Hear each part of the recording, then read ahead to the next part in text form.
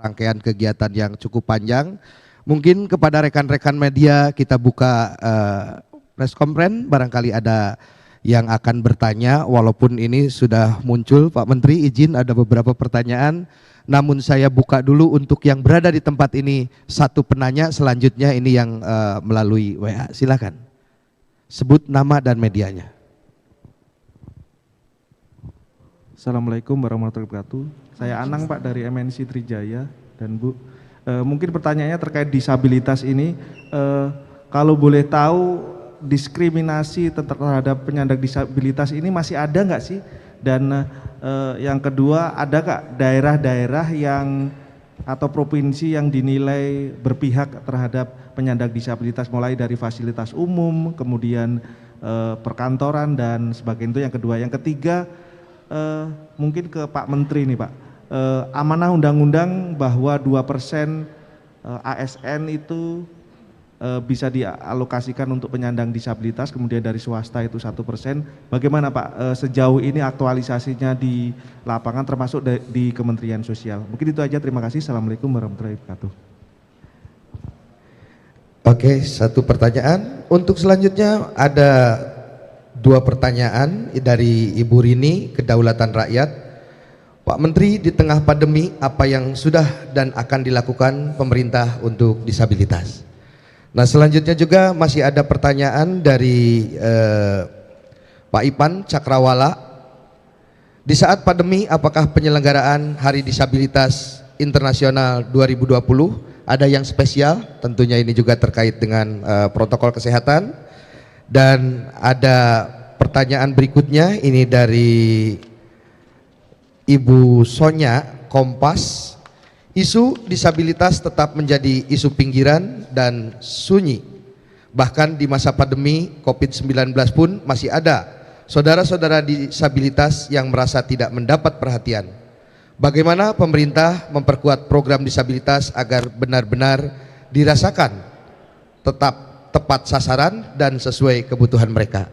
Jadi mohon izin yang terhormat Bapak Menteri, ada 4 pertanyaan, 1 langsung dan 3 melalui online kita.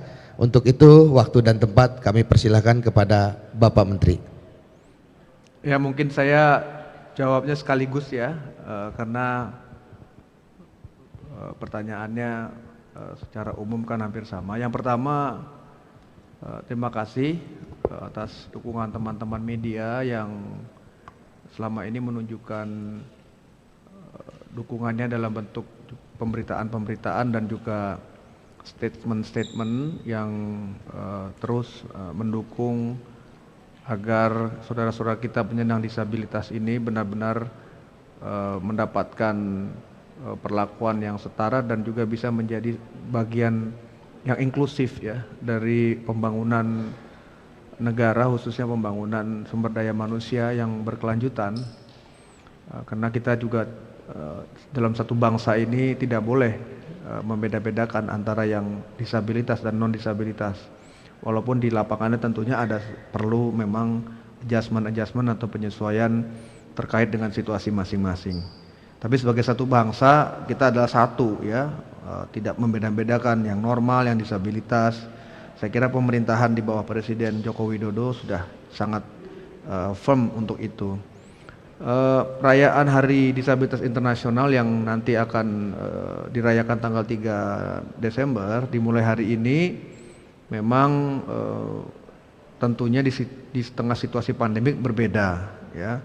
Kumpul-kumpul dengan peserta yang banyak tidak dimungkinkan ya, karena selain dilarang dan tidak sesuai dengan protokol kesehatan yang memang sedang kita terapkan, dan ini juga baik untuk semuanya supaya mengurangi keterpaparan kita terhadap COVID-19, khususnya teman-teman saudara-saudara penyandang disabilitas. Yang spesial antara lain seperti yang kita lakukan hari ini adalah launching daripada virtual gallery ya, daripada teman-teman disabilitas yang memiliki produk ataupun jasa. Ini ada virtual gallery ya, kita harapkan virtual gallery ini bisa membuat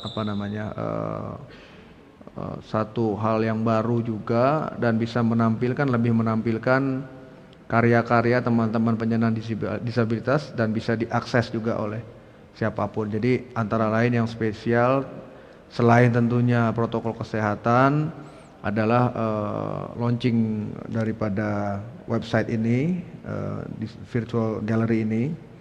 Kemudian nanti ada beberapa show seperti disability show, ya. Juga ada pemberian award seperti Creative Disabilities Award, dan juga ada beberapa talk show atau webinar. Jadi ini rangkaian acara yang akan kita selenggarakan dimulai hari ini sampai nanti tanggal 3 Desember. Sebenarnya kalau dilihat Kementerian Sosial di saat pandemik ini memang tugas utamanya adalah memastikan bahwa saudara-saudara kita yang terdampak langsung COVID-19 ini mendapatkan bantuan. Baik itu yang merupakan bantuan berupa uang tunai, baik yang secara langsung diberikan atau secara transfer, dan juga bantuan makanan. Ada yang dalam bentuk beras, ada yang dalam bentuk paket sembako. Di dalam memberikan bantuan itu kita tidak membeda-bedakan juga, ya. Artinya ini adalah seluruhnya bisa masuk dalam data penerima yang diberikan kepada kami melalui pemerintah daerah. Itu yang kita berikan, dan di luar itu masih ada lagi yang masuk di dalam program atensi daripada Direktorat Jenderal Rehabilitasi Sosial, yaitu di seluruh balai rehabilitasi sosial yang kita operasikan di seluruh Indonesia dan di lingkungan sekitar balai tersebut, kita juga memberikan bantuan-bantuan, ya, khususnya bantuan-bantuan bahan makan, bahan pangan yang kita hanya kita berikan kepada keluarga-keluarga penyandang disabilitas. Jadi ini bentuk daripada kepedulian Kementerian Sosial dengan terkait pandemik COVID-19 yang dialami oleh saudara-saudara kita penyandang disabilitas. Tadi aja pertanyaan mengenai bagaimana penerapan daripada undang-undang untuk persyaratan 2%, ya, pegawai negeri sipil dan juga 1% swasta. Kalau di Kementerian Sosial sendiri sudah di atas 2%, ya. Dan kita lihat beberapa saat yang lalu sudah ada MOU antara Kementerian BUMN dengan Kementerian Tenaga Kerja, di mana BUMN sudah secara berkomitmen akan benar-benar menerapkan undang-undang tersebut. Jadi kita lihat, kita tetap optimis, ya. Kita lihat, dan saya minta juga agar media juga menjadi kontrol juga daripada penerapan undang-undang ini. Tapi intinya kita sangat setuju, dan mudah-mudahan persyaratan tersebut bisa dijalankan baik di dalam kementerian lembaga maupun BUMN maupun di sektor swasta.